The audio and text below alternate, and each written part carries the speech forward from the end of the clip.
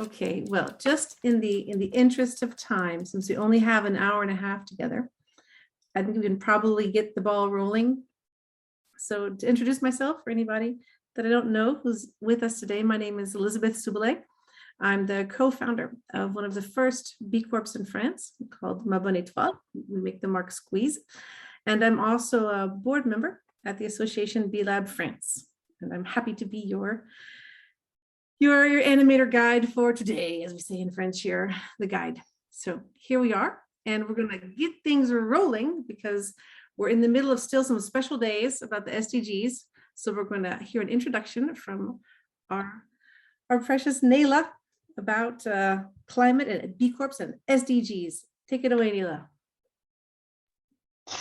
Thank you, Elizabeth, and hi everyone. Very happy to be here, and especially already inspired by the content, looking at the content of a program and knowing that people are coming here to talk about such an interesting topic. But before we dive in indeed about talking about climate, just making a short introduction, as Elizabeth was pointing it out, to a global campaign that we are launching, that we're still performing at the moment with the whole B Corp movement. And it's called 70 Days or 17 Goals. It is an ambitious SDG campaign that we have launched in order to showcase the mission, how the mission and the work of all our movement are actually contributing to that agenda. If you haven't seen the activation, I highly encourage you to check out the websites for all the different assets and elements that we have shared for the previous SDGs. We made this campaign with the aim of showcasing what role businesses can play in achieving those goals, but also all the different perspectives that we may not think intuitively of when we talk about sustainable development goals.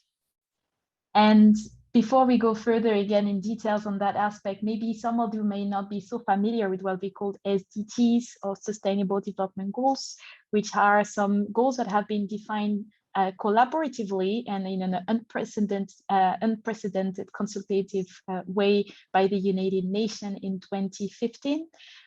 So those goals have been defined to really trying to refer and to draw actually the vision of a society that will be more prosperous and equitable for us all, and regenerative as well, of course. So those SDGs are being considered as a North Star on the positive impact and how we try to shape society as a whole. Those goals have been defined with governments being accountable for them, but we actually all have a role to play in achieving them. And this is what we're trying to show with this campaign, how the movement, the members of a B Corp movement are actually already playing a role in achieving them, because we actually all have an impact, whether we're measuring or not. And our aim is to bring more awareness, but also give some elements for actions to understand how can we consciously dedicate and shape the impact that we're having to make it as positive as possible on society. And this is exactly what B Corps are doing. B Corps, that maybe most of you are familiar with the concept, but companies that have embedded into the governance model the interest of all their stakeholders, including social and environmental consideration, because we do consider environment as a really key important stakeholder. And today is the SDG number 13, that is called Climate Action, that we're promoting, and very happy to be here with all of you to talk more in detail about it. And by climate action, my favorite one is actually the number 17, that is called Partnership to the Goal. But it has a common point with the number 13, which is how it is encompassing and connected to all the other goals. So climate action is linked, of course, about reducing and keeping control of our emissions, CO2 emissions, but also it's linked to all other aspects, whether it's environmental, but also social aspects, because the way we interact with our environment is also linked to how much we live on society, and how we develop society has consequences on people migration flows, on how we interact with our agriculture and food system, on our energy and our consumption lives. Everything is all interconnected. And on top of all those topics being connected, the B Corp movement is also a true representation of how we're all interdependent. So we do realize that we all have an impact because we live in a system on each other, but we'll also take responsibility for that impact and take action to make sure that we can indeed build that equitable and shared prosperity society for all. So if you're curious about how businesses can actually contribute to the SDGs, highly encouraging you to either actually assess your contribution using one of our tools called the SDG Action Manager that helps companies to assess their contribution to all the different SDGs, or also to check out the resource center of a B Corp Climate Collective, which is helping you to take action and having concrete ways of implementing and improving your impact. And to just finish with on this note, before I leave it up to Elizabeth to take over and talk more about the topic today, just making sure that we understand all that before we jump into taking action, we actually take the time to understand how we should take action and in which mindsets, and that we channel the energy that we have today for an effective positive impact.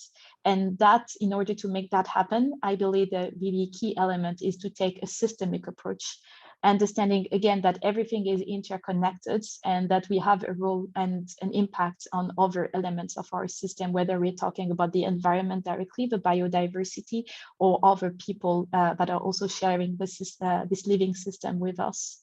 So we actually think globally and think about the high level picture, but we also act locally and we take responsibility for our action. And that applies to how we also consider climate action.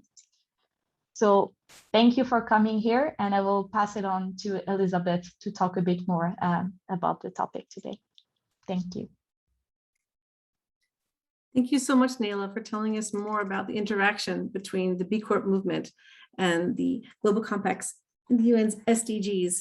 So today we have a fantastic time set up to be together and to talk about, obviously, some very, very, very serious things about the climate. Paul, can you please throw up my first slide? To preface, basically, here in France, we have nothing major to add. The last report from the IPCC that we all saw this summer. Nothing to add about the climate crisis that we are all in. What we would like, however, to contribute is something deeply rooted in the values of our nation. Everybody knows our famous motto, liberté, égalité, fraternité. And we really believe that the climate crisis is something that we must face together.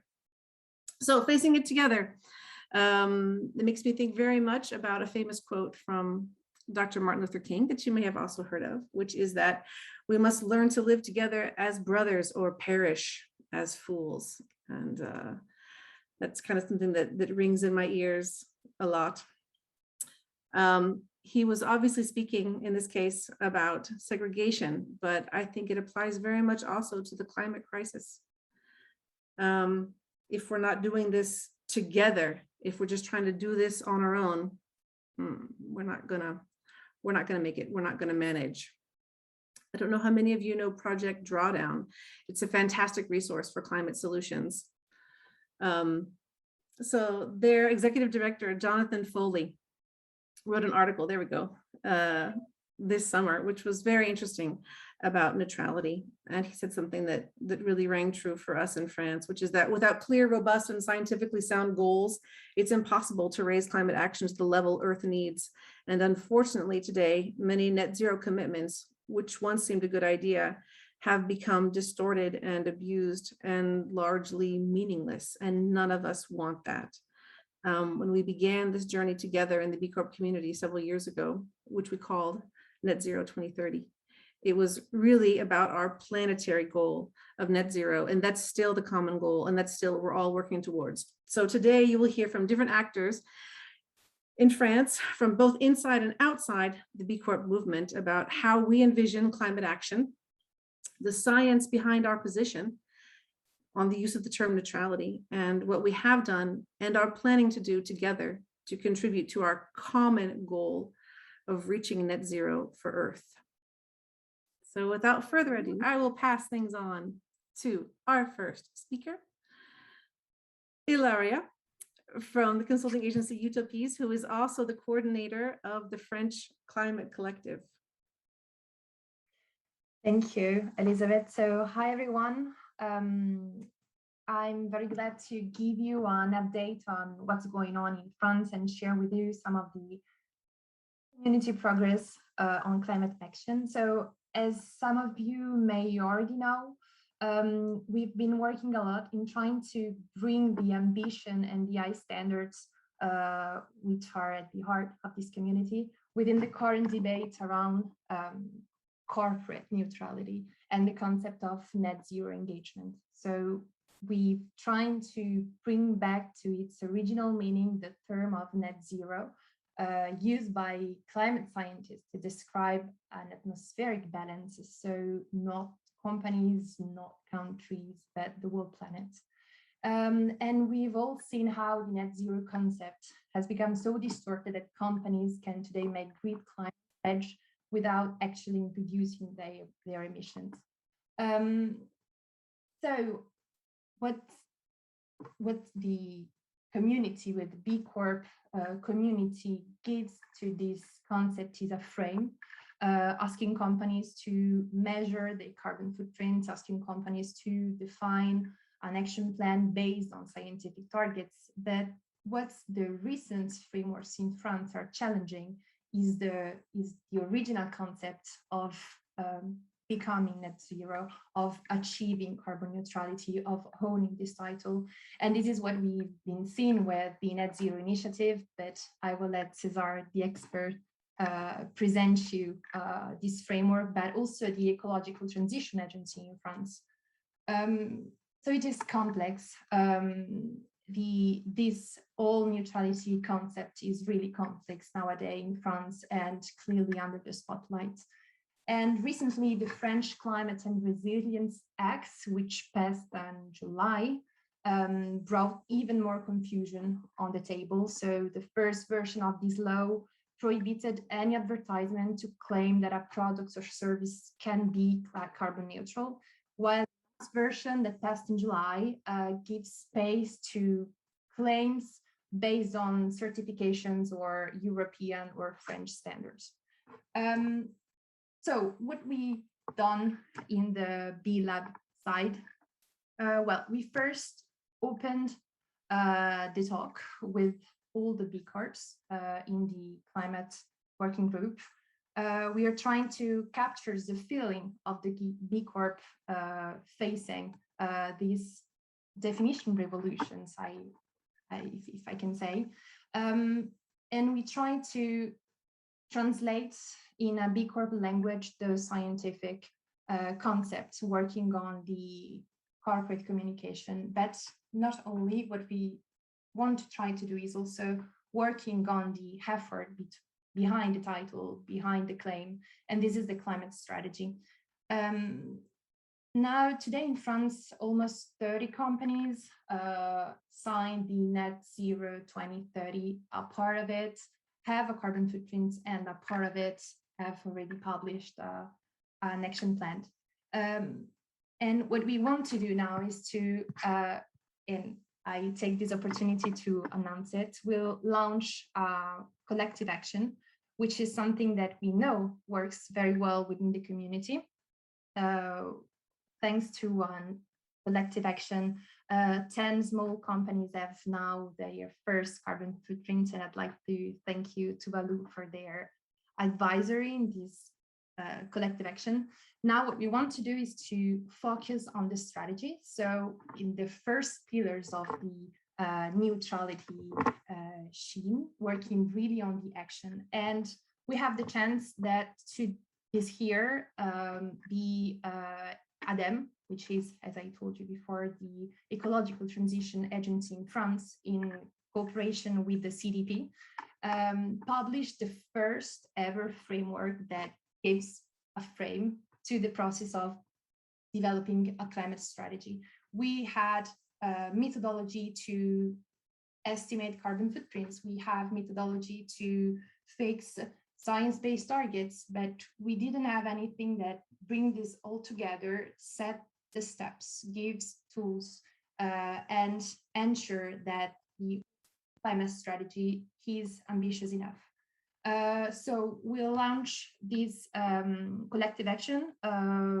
It's open. I mean, if any French companies interested to take part. If any consulting group trained to the methodology is interested, well, let us know. And we hope that this could be an example. This could be something that can be reproduced within other countries, because the methodology is international. It is part of the United Nations climate agenda.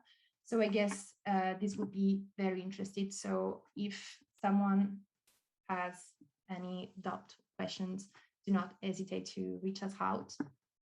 And in the last slide, it's really interesting is that this methodology finally breaks the common classic static approach of measuring, reducing as offsetting. We're finally challenging the overall strategy, because if we start from a carbon footprint and try to reduce some part of it, we never challenge the vision itself. We never challenge the business model itself. And this is what we do within ACT. We really work on the governance. We work on the human resources engaged, on the low carbon transition management.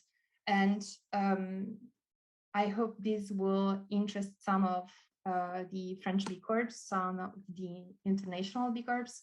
And I'm sure it will really set the basis for great examples of what an ambitious strategy is, without touching the claim of neutrality. We will never get to that. We will really focus on the first pillar of the net zero initiative that César will present you very soon. And I will let Pascal talk about the communication.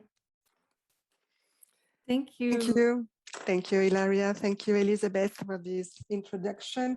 Thank you, Ilaria, for mentioning that climate action is obviously about what we do, but also how we tell what we do and how we talk about neutrality. You all know that carbon issues or carbon neutral issues are the new communication gold. Almost everyone claims to be or pledges to become carbon neutral, net zero, or even climate positive. Even Google, the giant Google, claims that is carbon neutral since 2007. So does it still mean something? And as B Corps, as conscious companies, how not to add to the confusion, how not to add to the current, what we can talk now, net zero washing, and how do we add understanding, education, and how do we contribute to make complexity accessible? So we believe that maybe old school advertising simply cannot tackle these new challenges, and we have to invent together new ways of communicating these complex issues. But what we wanted to mention today, if you don't have these details yet, is that in France we have the chance to have an existing set of rules, a framework we can rely on. Ilaria mentioned it. The issue now is it enough? Do we have to go further? Well, the debate is entirely open for the upcoming month, and we will be happy to have these discussions with you. But just a quick reminder of the current legal rules regarding carbon neutral claims, because as it was said that we first, the law project was just banning any claim regarding carbon neutral. Now we are not in a banning of carbon neutral, but in the fact to precise in what condition it can be used, and it can be used with making accessible your reportings, your strategy in that area. You see in the slide the exact words of the new article of Code de l'environnement. And also the modalities of setting. So now we have a concrete, let's say, support helping reducing maybe some net zero washing, but it still remains complex to communicate around these issues considering these new rules. So maybe we can discuss about that in our further groups and climate action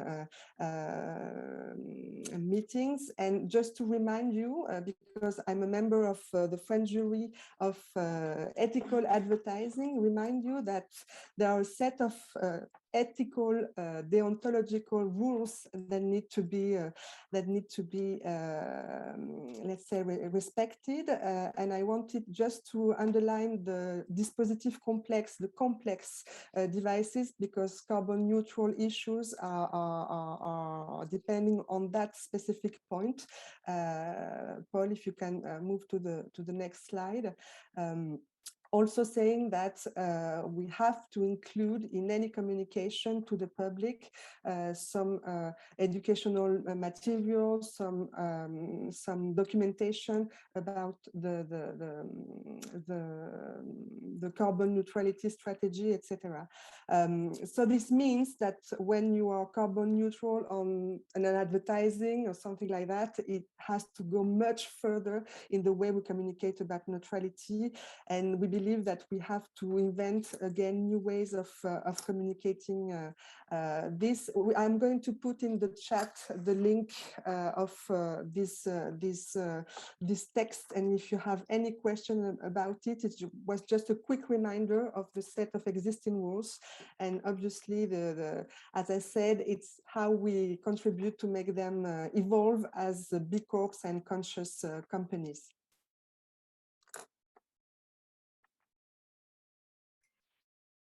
And I'd like to add, Pascal, I'm sorry I didn't get to give your full intro, that the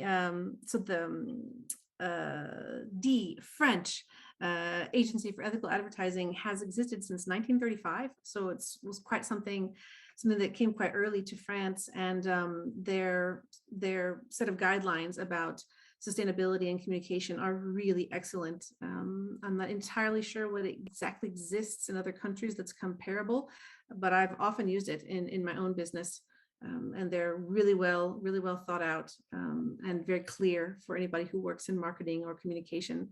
And we know that this is an area where I think that in our community as B Corps, we could probably be even greater leaders. It's a tough thing to capture through the BIA, but it's also especially important.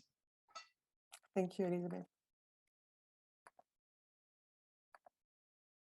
Okay, so next up, we are going to hear from two B Corps who are going to share a little bit about their experience, their climate strategy, and how they've lived all these things.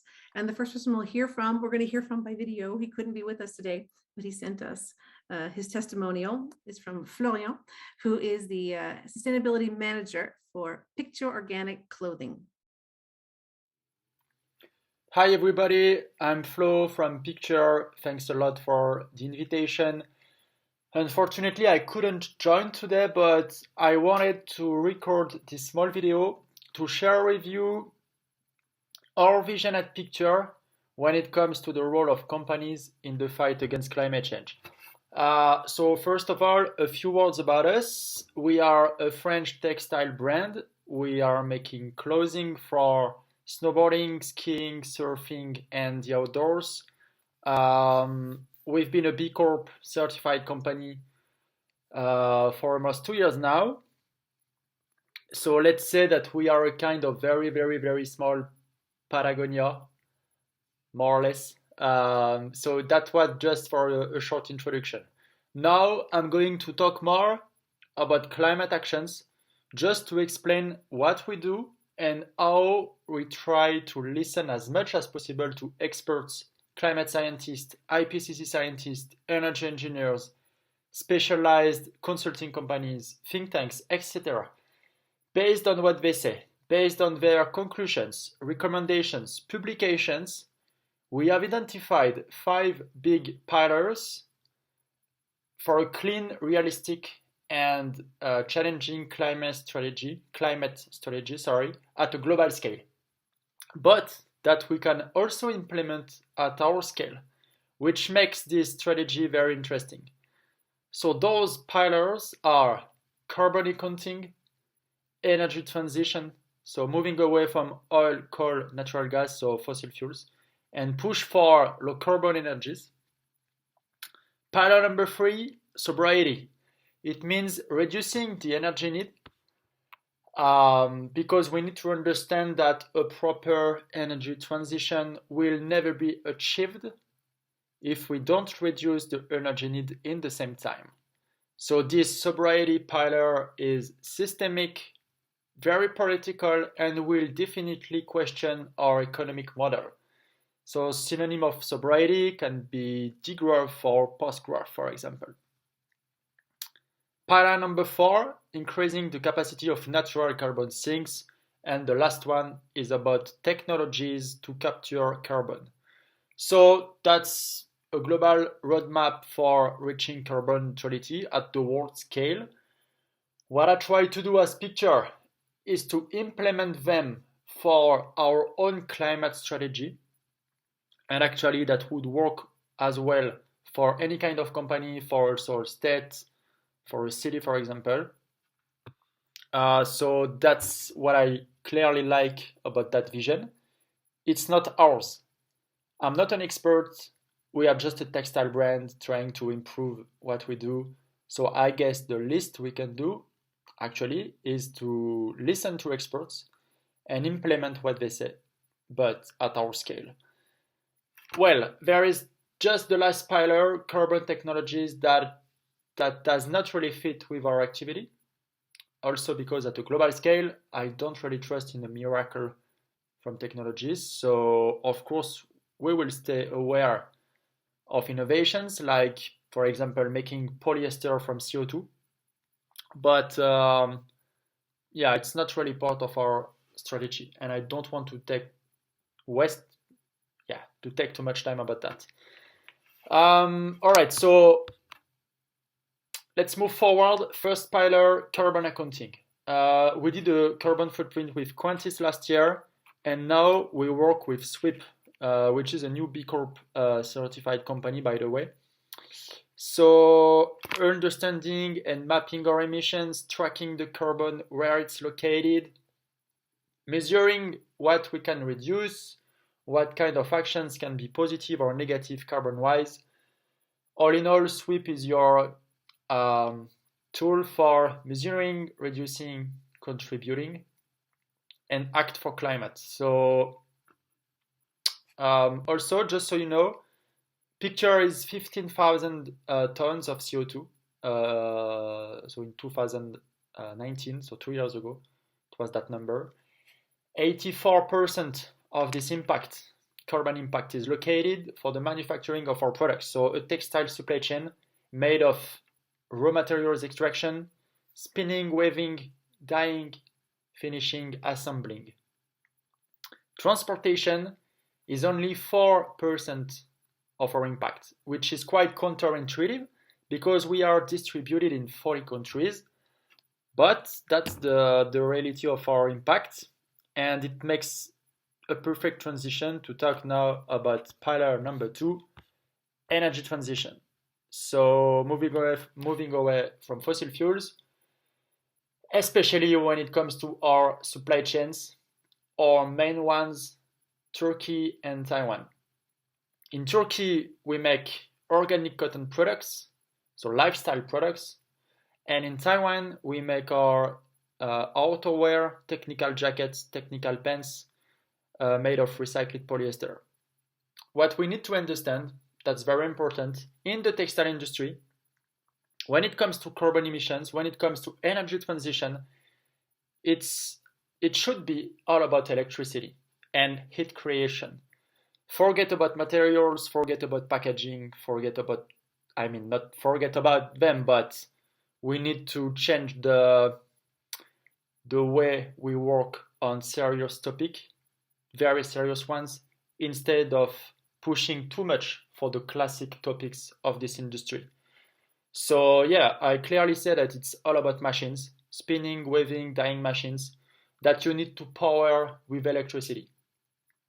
The origin of the electricity will greatly influence the carbon intensity of the finished product. simply because at the world scale, the production of electricity is the number one cause of greenhouse gases emissions. So let's, I have an example, for example, in Turkey, our spinning and knitting factory is now using solar panels to produce some of their energy need, which all of them to move away a little bit from the Turkish grid, which is quite carbon intensive. So that's a good move actually in Turkey, and it requires a lot of collaboration. We need to collaborate with other brands that are part of our supply chains. We need to collaborate with them because they are more influent than picture, they are bigger, they have more money. So that's a crucial topic. Also targeting low carbon countries such as Portugal, for example. So when you can simply put production in a country where the electricity is already low carbon, that sounds like a very good plan. Okay, pillar number 3, sobriety now. Reducing the energy need. So what could we do about that? First of all, I think it's important to say that we've been working with repair centers for a very long time now to increase the durability of our products. When you don't need to buy new and that you can repair, make your products last longer, you are definitely reducing your energy need. You don't need to buy new. So that's a good point. And now we also have a lifetime repair warranty for technical products. What else? We will very likely launch a rental offer this winter. So the winter to come, 21-22, alongside with a refurbished and second-hand collection of products. Also, one of our main challenges is to maybe reduce a little bit the size of our collection, the number of references, and to have more carryover products from one season to another, being a kind of unfashionable. And of course, the question of growth is crucial. This is definitely part of our ongoing discussion. Even if we are a small brand with a lot of potential, with a lot of demand, and a will to do things better than others, I mean, not in a conventional way, we need to address the topic of economic growth because we know that decoupling environmental pressures and economic growth is not possible. So that's a very big question. I don't have a proper answer for you guys now, but and also I'm not the pilot of the brand. I'm just, let's say, just the sustainability manager. But yeah, what I try to push for is organic growth. That seems okay to me. Like small and slow is beautiful in a way, you know, rather than fast growth led by big marketing campaigns and sales objectives. It's not really my thing. So at Picture, we are more or less in the middle of those two visions. And yeah, it's a clearly challenging topic and discussions are still ongoing.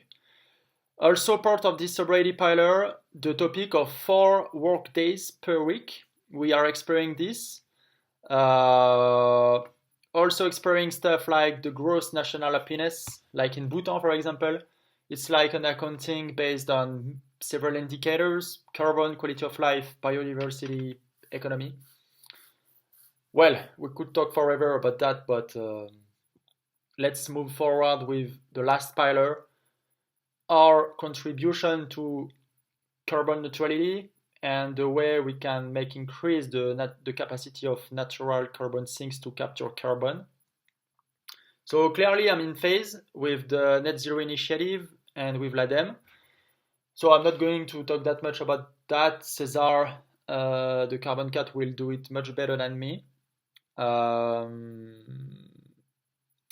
So, well, with SWIP, So the software that we use for measuring, reducing, contributing, we have a catalog for low carbon projects that we can just select. So in 2022, next year, we will start to invest. The budget is still to be defined. The price that we will give to carbon as well. But yeah, it's ongoing. Also, we've just started to work with l'ONF, so l'Office National des Forêts, our French National Forest Office, on a forest project in Haute-Savoie. The story is about a forest greatly affected 2 years ago by a storm with such a great intensity in the middle of the night that it's clearly due to climate change. So, well, what I'm saying, it's rather a global strategy than something already achieved. So this global plan. So it's a journey. Some actions are ongoing, some are very complicated, some are quite done in a way, some are yet to be discussed. But at least we know we are going into the right direction thanks to all of those recommendations and scientific conclusions. So we'll see how it goes. We have the recertification in 2022, next year. We'll see. Maybe not reaching 150 like Patagonia, not yet, but at least trying to get closer. Well, thanks for the invitation. Thanks a lot, and see you guys very soon. Ciao, ciao, bye, merci. Nature Découverte to tell us about their climate strategy. Climate change. So so I was saying it's challenging for us and not that easy, but we based our climate strategy on 3 pillars: carbon accounting, carbon reduction, that's classic, and carbon contribution, but not carbon offsetting. And you will know more about it by Carbon Catcher that it's going to present to you the Net Zero initiative. We joined the Net Zero initiative early this year. So how we do it? We have been calculating our carbon footprint since 2008. Scope 1, 2, and 3, you're familiar with this word. But we never calculated product. It's very new. And since 2016, we set our annual emissions reduction target. And one part of the remuneration of our board of directors is related to the achievement of this objective, this reduction target.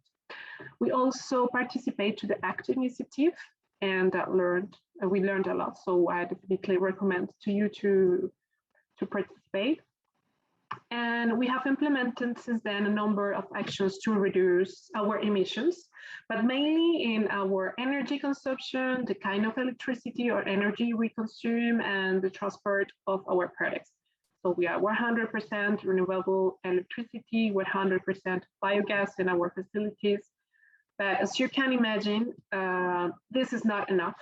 And so this year we launched a project with Carbon Catcher to calculate the carbon footprint of all our products. We have a lot of products, and to set up reduction targets to 2030 and 2050.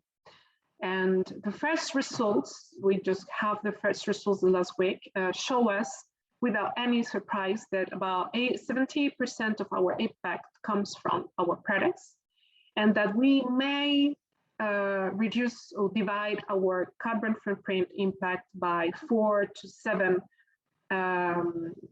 to 2050. So it's very, very challenging objective target. And given these results, it is impossible to believe that a classic reduction and offsetting strategy is possible or profitable for us. For example, we estimate that offsetting 100% of our emissions with projects that match our values would cost us around 2 million euros per year. So the questions are, it's better to invest in offsetting and carbon offsetting, or it's better to invest to transform our business model to achieve this ambitious goal. So that's why we joined the Net Zero initiative, trying to find answers. And we also apply to approach to do this. There's the classic one, so through the products eco-design, but for sure that will be enough if we want to divide our carbon footprint by 4 to 2050 or more. So we have the other approach that is more innovative, but is crucial and is essential, and the second approach is transforming our business model. And we do it through the integration of 2 principles. The first one is the circular economy, the circular economy principles through selling second-hand products, also proposing repairing services to our clients, and working with our suppliers to extend the lifespan of our products. And the second approach is to working on the functional economy. So we are also launching projects to develop more services, more than products, propose to our clients activities or educational programs to help them. So all of this is really new. We are working in our roadmaps, but we are conscious that it's the only way that we can achieve these targets, and we cannot do it alone. So we work with our suppliers and we work with experts that know a lot about these subjects. That's what we want to share with you, and if you have any questions, I'll be glad to try to answer to you. Thank you. Thank you, Sandra. Yes, please put any questions that you may have in the chat, and we'll keep them all for the end of the session. We'll have a question and answer session. That was very interesting. It is now time to hear from the expert that we have invited, who is César Dugas from the firm Carbon 4, who is head of neutrality. César, are you with us? Yes, I think so. Yes, Can you hear me? Yes. All right. It's been a rough day for that. I'm so sorry for I really can understand how confusing it can be to have like some some live problems like that. So I'm really sorry not to have heard Florian, but I hope the video is going to be available just after. Can you hear me well? Can you confirm that you can hear me well? And do you see me? Yeah, okay, great. Well, hello everyone. I'm really happy to be here. Thank you so much for the invitation. So yeah, I think I'm here. Elizabeth, do you confirm that I'm here to give a bit more insight on, well, what carbon neutrality is and how could companies start acting towards reliable, robust, transparent neutrality? If that's exactly. Yes, okay. Yes, exactly. This is really our day from France to share with the rest of our European network what's going on here, because it's a little bit different than in some other places. All right, perfect. How long do I have? Like 20 minutes is good? 20 minutes is great. You even can take 25 if you need to. Great. And maybe there are some questions and answers afterwards, right? Because I can really answer any questions in the course of my presentation. So please don't hesitate to raise your hands, participate on the chat, and so on. Yes, we will have time. Okay, great. So for those who do not know Carbon 4, so Carbon 4 in French, Carbon 4 is a French leading consulting company specialized in climate change. So I like to say that we are not just a climate consultancy, but we also love to develop new methodologies and to publish lots of things, because we think it's really important to, let's say, contribute to the national and collective debate on the climate, and we love to share our expertise to the civil society and so on. So one of the outcomes of that is that Carbon 4 has been working on a very new way of looking at carbon neutrality for private companies. And this new way of thinking carbon neutrality and thinking net zero is called Net Zero Initiative. So I personally am the head of this project, and I would like to tell you a bit more about it. So I'll try to share my screen right away. Okay, does it just 30 seconds because I need to make I hope everyone's going great. I'm trying to gain some time here. Okay, it's gonna be almost over, I promise. So share screen, and I hope you can see my screen right now. Perfect. Yeah, great. All right, so I'd like to tell you a bit about Net Zero Initiative. Maybe you have heard of it. If you have not, it's really no problem because I will start from the beginning. So Carbon 4, the company has been around for maybe 13 years now. So we exist since 2007. Our co-founder is the one who created the carbon footprint assessment approach in France called the bilan carbone. So the Net Zero Initiative, which is a project, exists since 2018. So why 2018?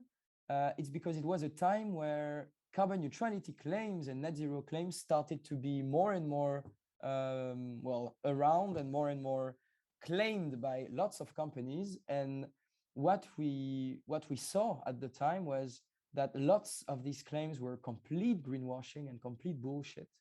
And that, as was said just before, lots of companies claim to already be carbon neutral or already be net zero without having a clear plan on reducing their emissions and translating their business models into good low carbon business models.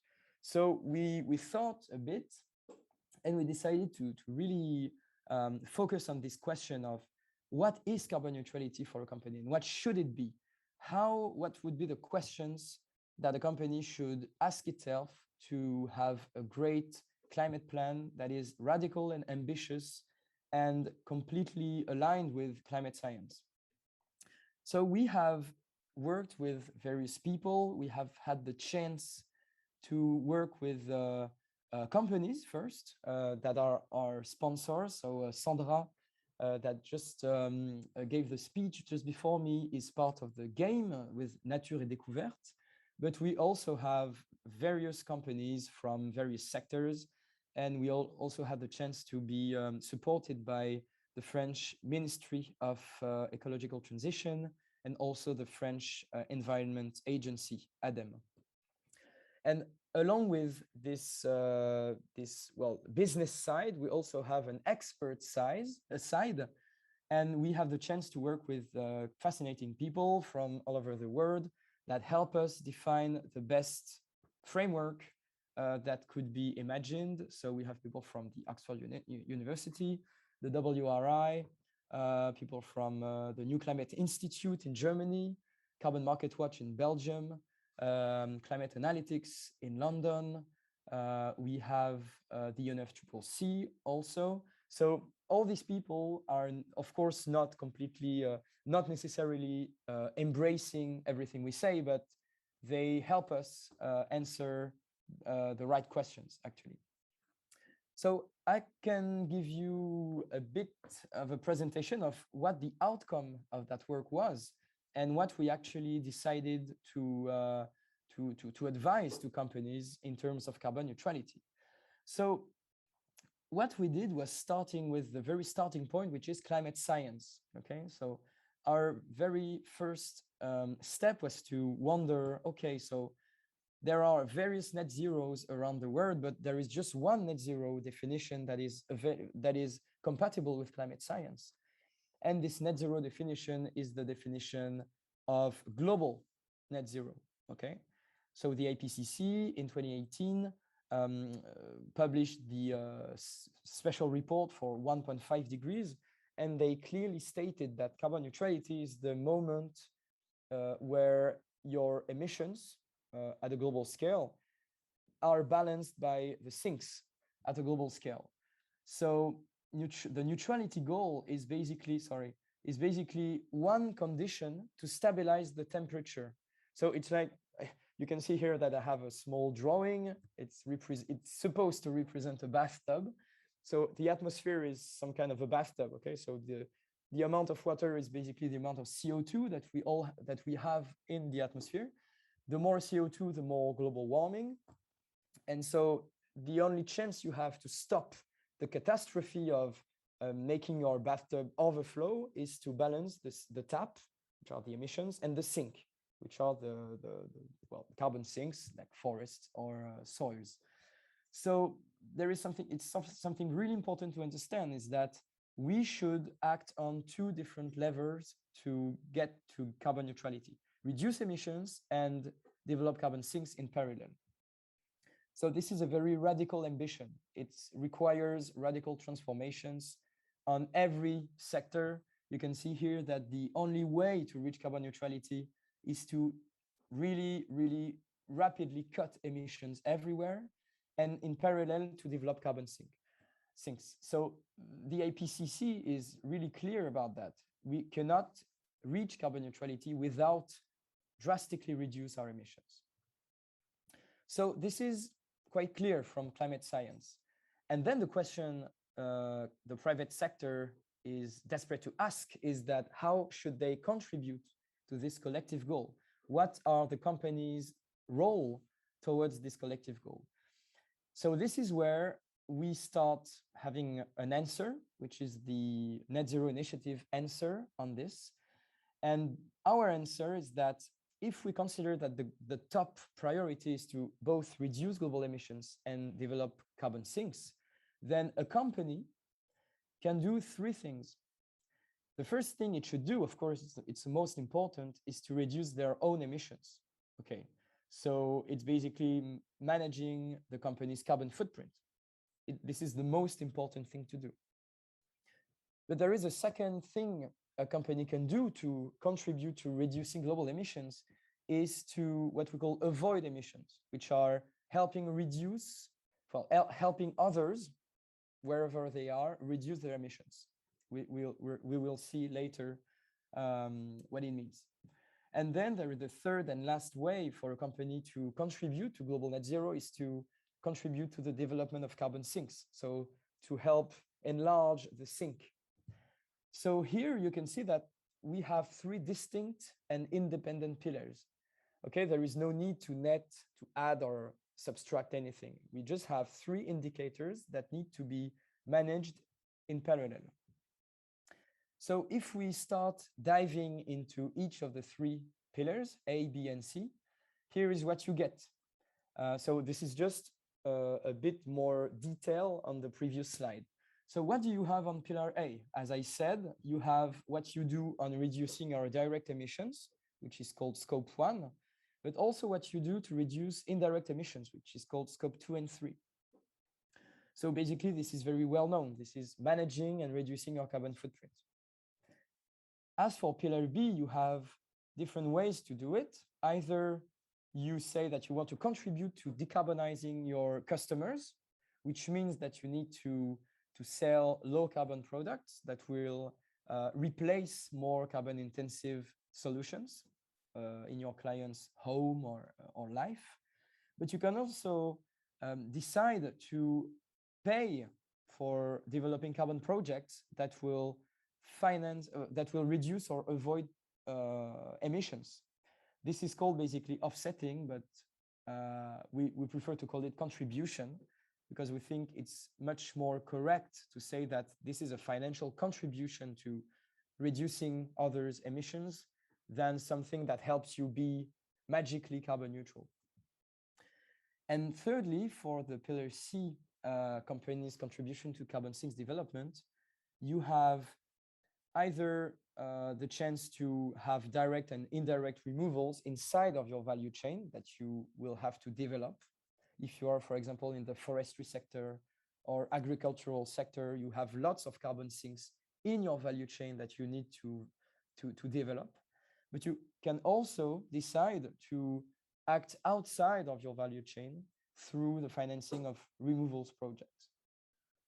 So if we start looking at this matrix, that's what we call this dashboard, the Net Zero Initiative matrix, you can see that there are already very well-known objects here, okay?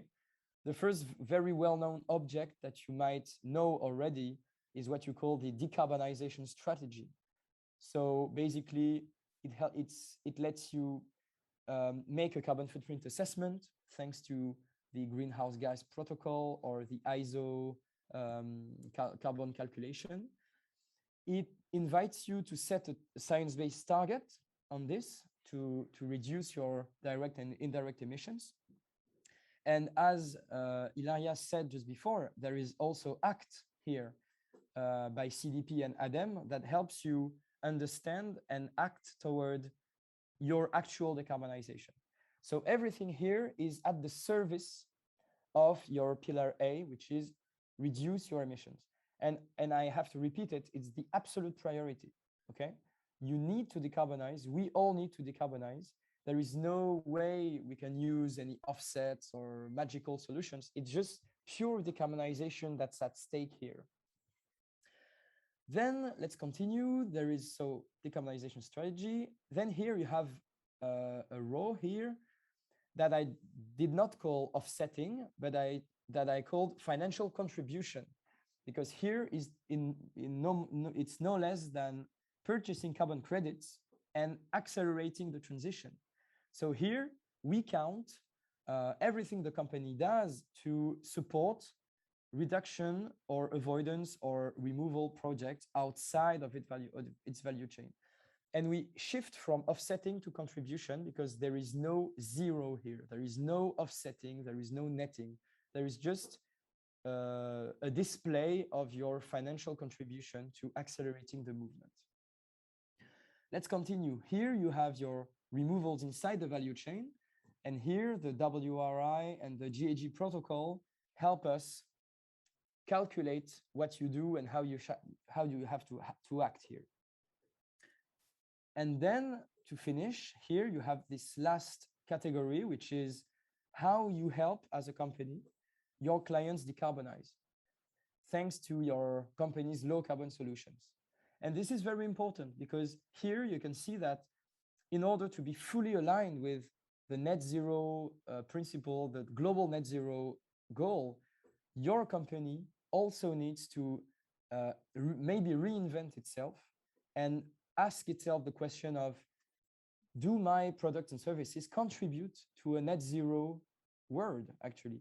Do I contribute, thanks to my product and services, to let my clients reduce their emissions? Or do I just contribute to increasing the total emissions of the world? So this is really a key question that is really close to strategy, actually. It's really a sense of corporate strategy here. So I could tell you about the next steps. So just for your information, we are currently starting a third season of work with Net Zero Initiative, with all the companies I told you before and all the experts I told you before. And we continue because we have lots of work to do, because there are still a lot of methodological work to be done. Not for Pillar A, because almost everything has already been said.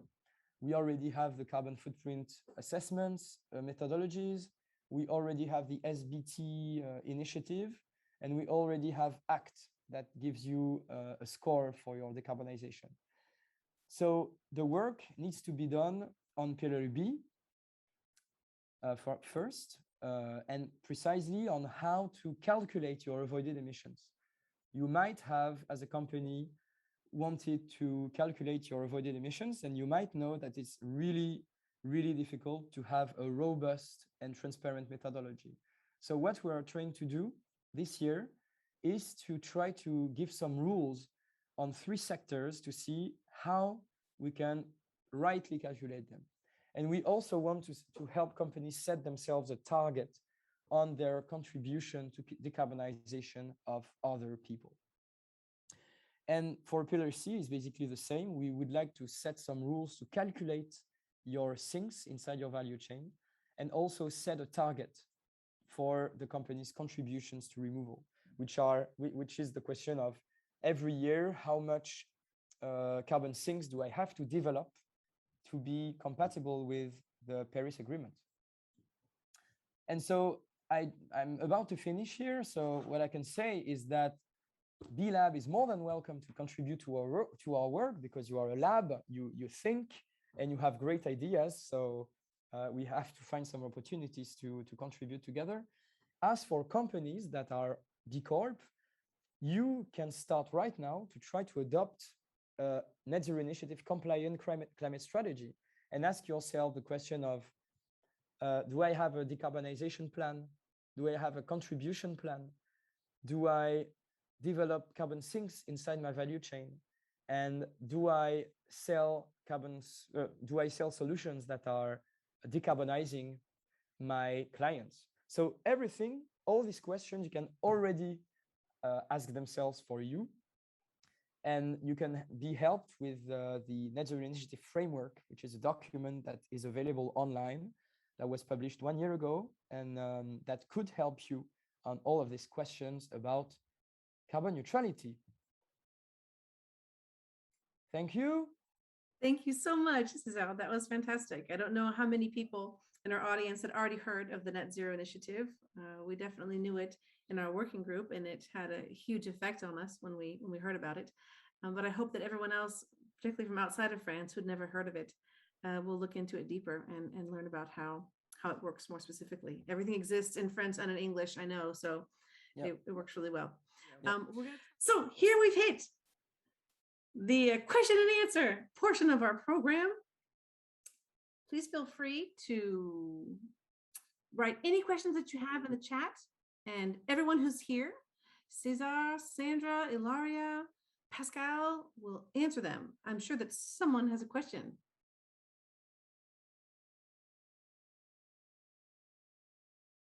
No one has a question. I will ask a question. Elizabeth, I asked one on the chat. That was right after Sandra talked about what they were doing at Nature Découverte. Great, go ahead and ask it again. So we're about to be part of this new initiative within B Corp to assess the ACT methodology. And my concern was to understand how this methodology helps the company to prioritize and define its climate strategy. Example, does it provide insights on reducing emissions when you take various actions, maybe the budget you need to launch them, or even does it take into account the fact that impacting the comfort of employees regarding certain actions, it may help us to convince our companies to put the budget on it. Several questions in one, but the general idea is to better understand how it drives the company strategy. Thanks in advance. Okay, can you hear me? Great. Hello, Thomas. There are two initiatives from ACT. There is ACT assessing low carbon transition. That one is what we tried, and there is a new one that was launched this year. And so, your question, the initiative assessing low carbon transition that helps you to create your new climate strategy. I don't think so. The ACT initiative will help you to identify what you are not doing, and then you have to do it, but know how you have to do it. If you want to know how to do it, I think it's better you try the new initiative that was launched this year. Why? Because the assessing low carbon transition is like a B Corp for your carbon strategy, and that will give you a score about your carbon strategy. So if you have a board of directors and you discuss about the climate change and your targets in the board of directors, you will have points of that, but that will help you to know how to do it, or that will help you to know what are the actions that you have to put in place to reduce your carbon footprint according to the industry or the kind of activity you have. No, that is more a very large way. What are you doing? What you are not doing? But why that help us? Because after we did this work, we had to calculate the carbon footprint of our products to do the ACT initiative, because if not, it's about 40% of the score of the ACT initiative is related to the products. So we did this estimation about the carbon footprint of our products, and we show it to the board of directors, and they were surprised and they didn't understood and have many questions. So that helped us to tell them that we have to work on this subject, and we had the budget to work with Carbon 4 to calculate the carbon footprint of our products and target and set up targets to 2030. So we just help you to know what's wrong in your strategy, but it won't give you the answers. Yeah, hope I answered the question. And if I can add something, as Sandra said, like ACT initiative is an initiative launched by ADEME and the CDP, and they developed two methodology. One that is older, which is the ACT assessment, so the evaluations of a strategy. This is really for companies that have a mature strategy and they want to test if it is ambitious or not. And this is something, and you can get some insights from the evaluation, but this is one part. The other part is ACT step by step, which is the new one, the one Sandra was talking about, which really brings you from your carbon footprint, which is one of the requirements to start the methodologies. You have to arrive with your carbon footprint and full knowledge of what's inside, where your impacts are. And starting from there, the methodology brings you step by step to the, from the definitions of a long-term vision to the constructions of strategic pillars to the analysis of risk and opportunities for the company, like business risk and opportunities for the company faces the low carbon transition, and to the definitions of an ambitious climate action plan. So I guess this answer a bit to your question, but I agree with Sandra. The methodology will not tell you do this and that, but it will give you all the tools to get to the right choice and with the right criteria to know if it is ambitious or not. And you'll have a tool, a really strategic tool that will let you know step by step what is the ambition that you target, what is the ambition that you achieved, and so all the potentials access to do better. I mean, and this is really what it's interesting. It's not static. It's not once you get to your action plan, it's over, but it's really a circular and dynamic process where you can improve and you can like have a trace, really follow your improvement in a transparent and good way. I can't wait to start doing it all together. Thanks to you too. Camila has a question. Yes, Camila. I do indeed. My question goes to Cesar. In terms of the framework to have right methodology to calculate the pillar B and C, but especially B, I didn't understand quite which were the sectors they were focusing into the group work now from the neutrality group, which are the sectors they are developing this methodology to.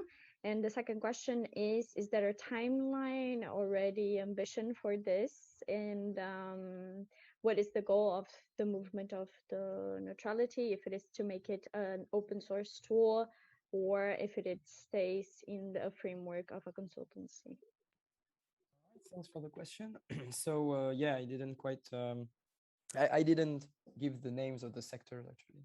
So the sectors are transport, buildings, and energy production.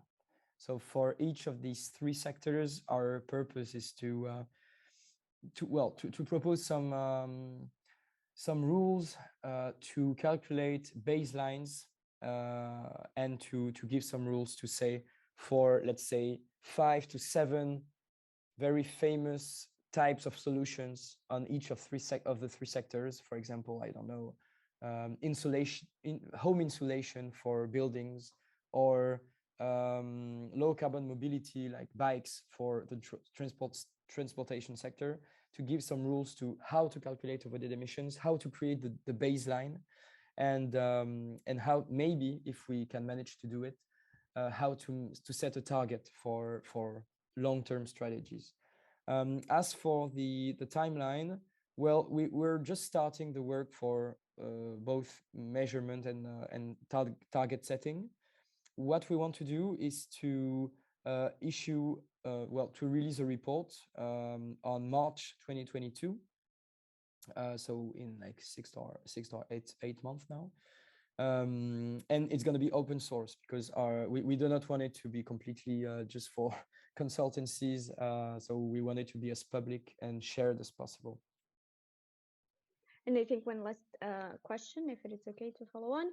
The group seems quite consolidated, but is it still possible to join the Net Zero initiative? How does it work?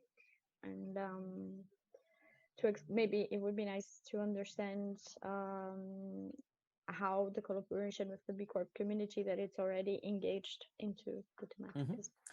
Well, it's certainly possible to join. So we have just started, so maybe we will need to make a catch-up session to make a debrief of everything we have said since the beginning. But yeah, it's certainly possible to join. Well, on very practical basis, joining means contributing financially.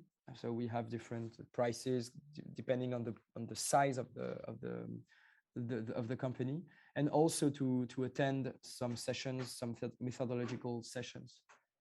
So that's it. So if you want, you can reach me directly by email, and maybe make the link with B Corp or B Lab. So I'd be happy to give more precisions. Absolutely. And to my knowledge, the whole 80-page report is open source. The whole methodology is open source. So that's all available to everyone. We have one question from Sasha from Microsoft. Do you want to ask your question, Sasha?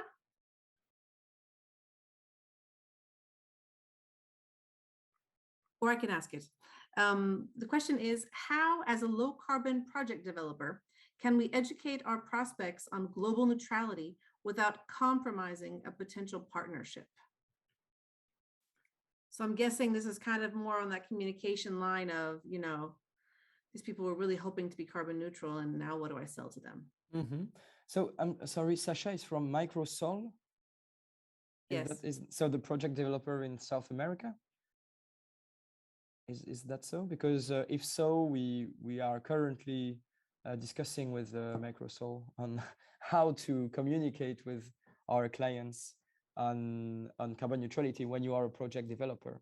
And so we are starting sessions with different project developers, so Microsoft, but also Pure Projet, South Pole, the Good Planet Foundation, and so on, to think together on a common message to give to all the companies that come to project developers and want to offset all of their emissions, but without necessarily having a carbon reduction plan or anything. So this is exactly the purpose of our discussion that we're going to have, well, next week actually. It's how, as a project developer, do I have a strong message on carbon neutrality, how to educate my prospects and clients on global neutrality without intimidating them on purchasing carbon offsets. And the answer that we have is that we keep talking about climate finance, we just think these are climate contributions, but no climate offsetting. And we think it's much more efficient actually. And all of the French community of project developers and carbon offset operators are really using the Net Zero Initiative framework to educate the prospects and to say it's great to contribute, and you should in parallel have emissions reductions on the way. Thank you very much. Yeah, that's going to be we'll definitely wait to hear about that, because that was something that we talked about a lot in our French working group, trying to figure out what's our new language around our climate action. If we're not seeking to be neutral for ourselves, then what are we explaining? So that's definitely a topic that comes up again and again. Are there any more questions?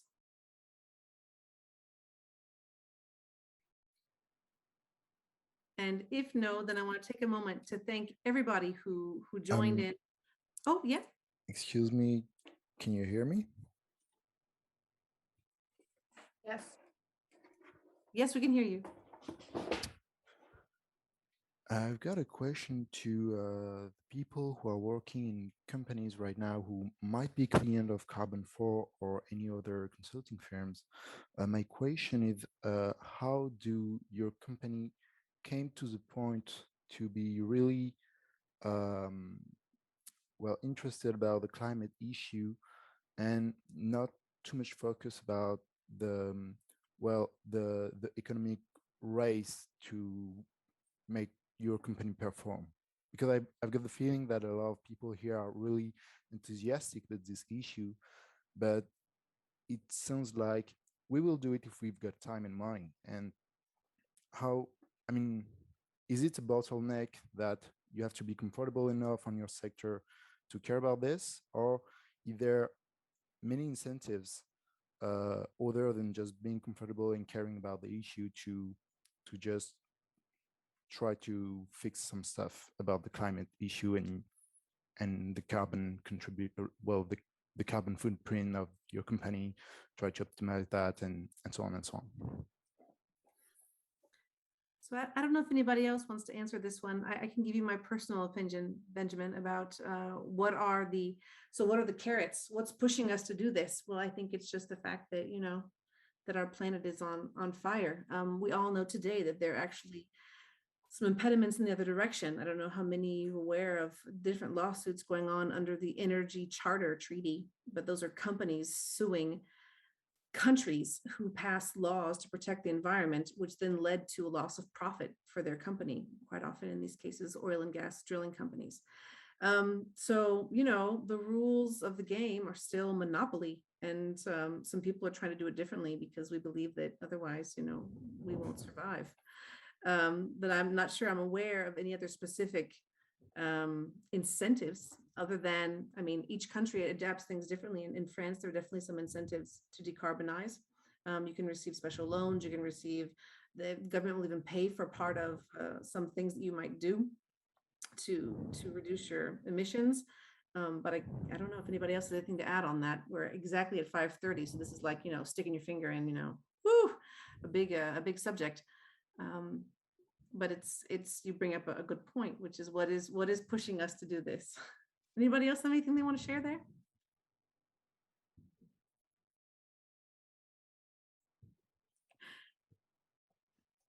Well, I could add something, but I think the best would be to hear about the companies themselves for this question. But from my side as a consultant, I can see that well, good and small and medium companies both are quite well worried that their talents go away or that their clients go away because of well, climate inaction, or because they think the company has not tackled the problem enough. So of course, I'm not talking about all companies, because lots of companies are in the gray zone. They are not green or do not have a green business model, but they are not like brown and participate in the fossil fuel kingdom that we all live in. So it's kind of hard because these companies in the gray zone maybe have like harmless or harmless business models or business models that do not significantly contribute to climate change. But I think that the notion of keeping our clients and keeping the talents in the company are I think key motivators for them to tackle and to go through ambitious climate action plans. I would just add perhaps, especially in the EU context, that if companies today, as we're having this discussion, are moving the needle into this discussion regarding conviction, really they're convinced that this is the direction to go and there is a change needed into business, and this change is connected to carbon reductions and really equalizing this balance. There is the regulator side. You see the European taxonomy over investments today. You see a lot of regulations coming into force, and not just in Europe, US as well, the stock market looking into it, requirements of ESG and transparency being more and more an obligation. So if you are dealing with more skeptical audiences, I think more than ever you have the argument that not taking action today, it will mean larger investments in the future by effectively having to move according to regulations. We could get into the whole risk discussion also. I mean, there's a ton of reasons. Lots of people on this call are probably parents. I have 5 children myself. So lots of reasons that motivate us here. So I will wrap things up now. I want to thank again everybody who came to join us, to be with us, to participate, to share, to bravely and humbly say, we don't know, but we're going to try to find out together. That is a really, really important part of our movement. So everybody give yourself a big wave and a shout and a thank you for doing this all together. And we look forward to passing on the baton, as we say, to the Spanish for next month's Climate Talks. We look forward to it. Thank you, everyone. Please feel free to open up your mic and say goodbye. Thank you, everyone. Goodbye. Thank you. Thank you. Thank you. Thank you so much. Have a nice week. Bye-bye.